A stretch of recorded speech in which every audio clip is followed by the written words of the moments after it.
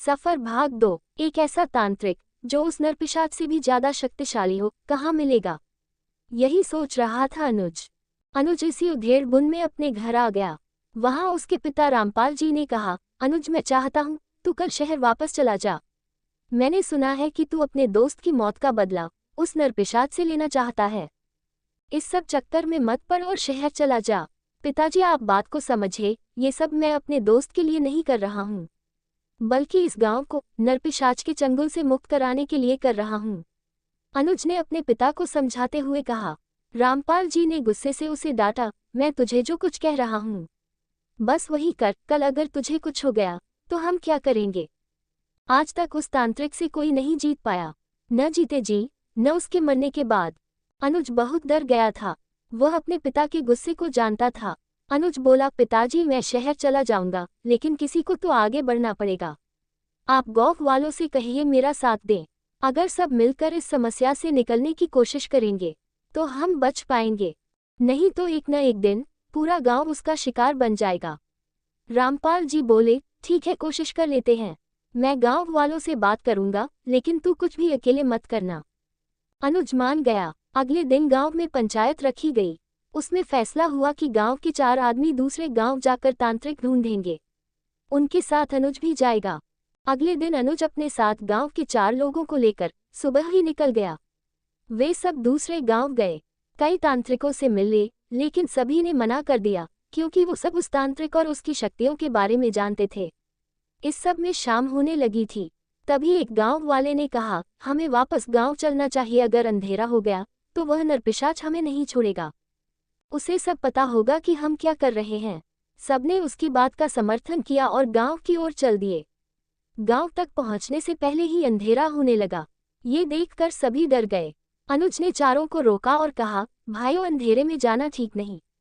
मैं पहले ही अपना दोस्त खो चुका हूँ, हम यहाँ किसी धर्मशाला में रुक जाते हैं। चारों गांव वाले भी डरे हुए थे, वे मान गए।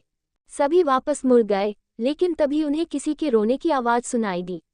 अनुज पीछे मुड़ जाना चाहता था। तभी एक गांव वाले ने उसे कहा, ऐसी गलती मत करना, यह उसी नरपिशाच की चाल है। पीछे मुड़कर देखा तो वो तुम्हें अपनी ओर बुला लेगा।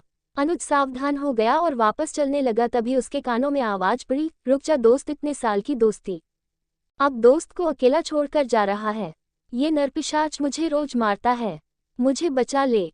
अनुज पीछे मुड़ा और देखा एक खेत की पगडंडी पर उसका दोस्त राहुल खड़ा रो रहा था। उसके कपड़े फटे हुए थे, उसके कपड़ों पर कई जगह खून लगा था, उसके हाथों से भी खून बह रहा था। अनुज रोता हुआ अपने दोस्त की तरफ तेजी से भागा, लेकिन गांव के 4 लोगों ने उसे तेजी से पकड़ लिया। अनुज चिल्लाने लगा, छोड़ो मुझे, मेरा दोस्त बुला रहा है, मुझे उसे छुड़ाना है। तभी एक गांव वाले उसे थप्पड़ मारा, बेवकूफ तू तो मरेगा ही, हमें भी मरवाएगा। वो तेरा दोस्त नहीं है, नरपिशाच ने उसे अपना चेला बना लिया है, वह अब तेरा दोस्त नहीं है, नरपिशाच मार डालेगा हम सबको। अनुज की हालत खराब हो गई थी, वही जमीन पर बैठ गया। एक ने उसे पानी पिलाया, उसकी आंखों से अभी आंसू बह रहे थे। 2 आदमियों ने उसे उठाया और अपने साथ लेकर आगे बढ़ गए।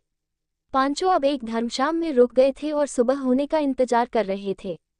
सबने फैसला किया कि उनमें से बारी बारी एक जागता रहेगा, कहीं अनुज उठकर उधर न चला जाए। अनुज की रखवाली करना जरूरी था।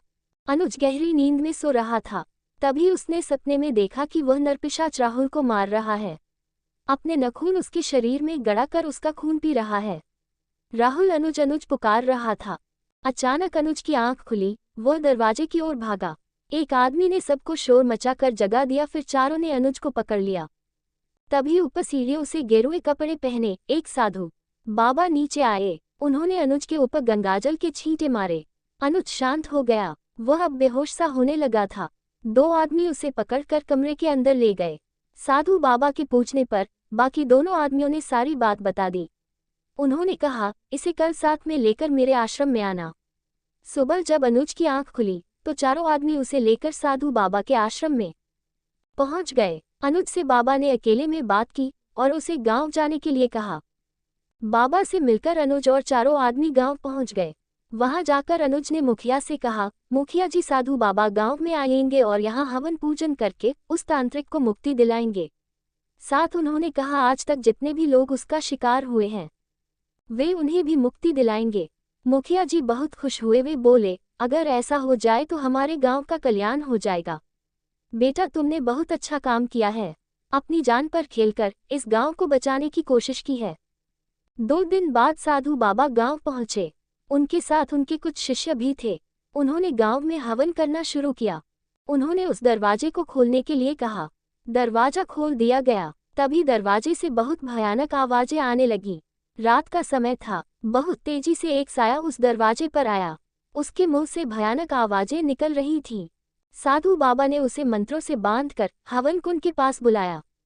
साधु बाबा की शक्ति के सामने उस नरपिशाच की शक्ति कम पड़ गई थी। बुराई पर अच्छाई की जीत हो रही थी। कुछ ही देर में उसकी आत्मा को मुक्ति मिल गई। गांव में खुशी की लहर दौड़ गई। साधु बाबा ने खेतों में जाकर गंगा जल छिड़का। साथ ही गांव वाले भी अपने अपने खेत में पहुंचे। इसके बाद साधु बाबा ने गांव की सीमा पर जाकर एक बड़ी सी कील मंत्र सिद्ध करके मुखिया जी को दी और कहा, इसे यहाँ गाड़ दो। आज के बाद कोई भी बुरी शक्ति गांव में प्रवेश नहीं कर सकेगी। इस तरह गांव वालों को उस नरपिशाच से मुक्ति मिल गई।